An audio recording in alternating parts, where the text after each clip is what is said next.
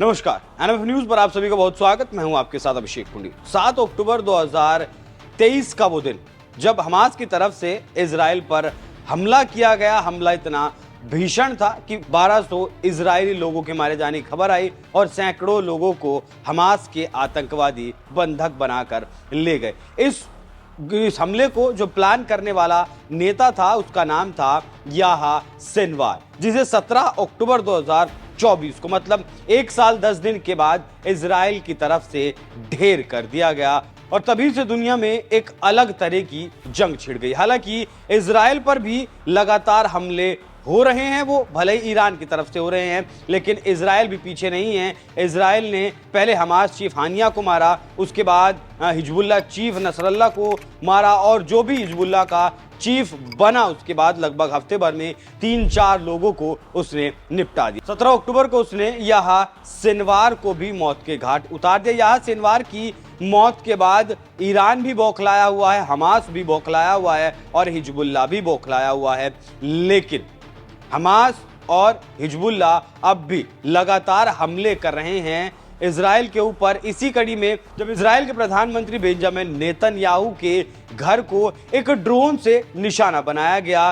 3 drone Hezbollah की तरफ से, ऐसा कहा गया कि 3 ड्रोन हिजबुल्लाह की तरफ से आए जो प्रधानमंत्री बेंजामिन नेतन्याहू के घर के पास देखे गए। हालांकि 2 ड्रोन्स को रोक लिया गया, लेकिन एक ड्रोन प्रधानमंत्री बेंजामिन नेतन्याहू के घर पर बॉम्ब गिराने में कामयाब रहा। इन ड्रोन्स को इजरायली सेना नहीं पकड़ पाई। इन ड्रोन्स को जो डिफेंस सिस्टम है, जो आयरन डोम है, वो भी नहीं रोक पाया। हालांकि जिस वक्त ये हमला नेतन्याहू के घर पर हुआ उस वक्त नेतन्याहू और उनकी पत्नी घर पर नहीं थे, वो घर से बाहर थे और तमाम तरीके के सोशल मीडिया पर इस घटना को लेकर ट्रेंड्स भी चले। लोगों ने कहना शुरू कर दिया कि इस हमले के बाद बेंजामिन कहीं छुप तो नहीं गए होंगे। हालांकि उसके बाद बेंजामिन सामने आए और एक उन्होंने वीडियो भी जारी किया और कहा कि हम चुन चुन कर सबको मारेंगे। एक बार आप ये वीडियो देखिए। इस वीडियो में आप देख सकते हैं कि कैसे एक हेलीकॉप्टर आपको दिखाई दे रहा होगा, उसके पीछे से एक छोटा सा ड्रोन आता है और वो ड्रोन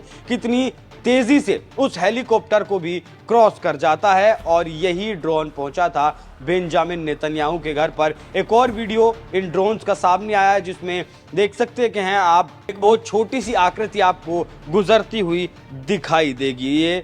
यही ड्रोन्स बेंजामिन नेतन्याहू के घर पर पहुंचे। बेंजामिन नेतन्याहू का ये घर है। इस तस्वीर में आप देख सकते हैं किस तरीके से बेंजामिन नेतन्याहू का घर है और उसके बाद नेतन्याहू के घर पर जो सिक्योरिटी थी उसे अलर्ट कर दिया गया और सिक्योरिटी को बढ़ा दिया गया। तीनों ड्रोन्स की तस्वीरें निकलकर सामने आई। आसमान में उड़ते हुए ड्रोन्स जरूर देखे गए, लेकिन इजरायली डिफेंस सिस्टम इन्हें पकड़ नहीं पाया। हालांकि हिजबुल्लाह ने इनकार किया है कि उसने ही हमला नहीं किया है, उसने वो ड्रोन्स नहीं भेजे हैं। उसने 50 रॉकेट्स जरूर दागे हैं इजराइल की तरफ, जिसमें इजराइल के एक 50 साल के नागरिक की मौत हो गई। और अब उससे पहले ईरान भी लगभग 181 बैलिस्टिक मिसाइल इजराइल के ऊपर दाग चुका था। इजराइल का आयरन डोम सिस्टम जो 3 लेयर्स में इजराइल अपनी सुरक्षा करता है सीमा पर, वो उन मिसाइल्स को नहीं पकड़ पाया था क्योंकि वो बैलिस्टिक मिसाइल थी और तकरीबन 1800 किलोमीटर की दूरी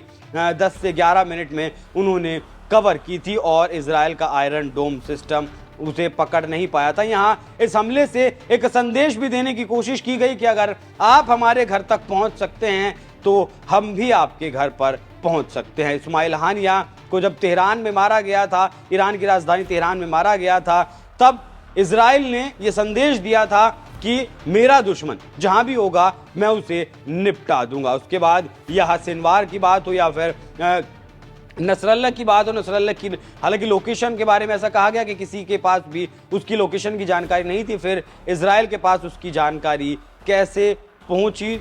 इस घटना के बाद ईरान के एक रक्षा अधिकारी को भी गिरफ्तार किया गया और याह्या सिनवार को भी फिर उसके बाद मौत के घाट उतार दिया गया इजरायली सेना के द्वारा। लेकिन अब जिस तरीके से संदेश देने की कोशिश हिजबुल्लाह की तरफ से की गई है या फिर ये ड्रोन्स ईरान की तरफ से आए हैं कि हम नेतन्याहू के घर तक भी पहुंच सकते हैं। तो अब देखना बहुत ही दिलचस्प होगा कि इसका बदला नेतन्याहू कैसे लेते हैं, क्योंकि ईरान ने जो 181 बैलिस्टिक मिसाइल दागी थी इजराइल के ऊपर, उसके बाद से इजराइल ने अब तक कोई भी पलटवार नहीं किया है ईरान के ऊपर, और हिजबुल्लाह के ऊपर भी उस तरीके से वो हमला नहीं कर रहा है। हालांकि door to door Rafah border का इलाका हो या फिर गाजा पट्टी का जो इलाका है, उसे जरूर इजरायली सेना खंगालने में लगी है। लेकिन अब नेतन्याहू का अगला कदम क्या होगा वो देखना होगा।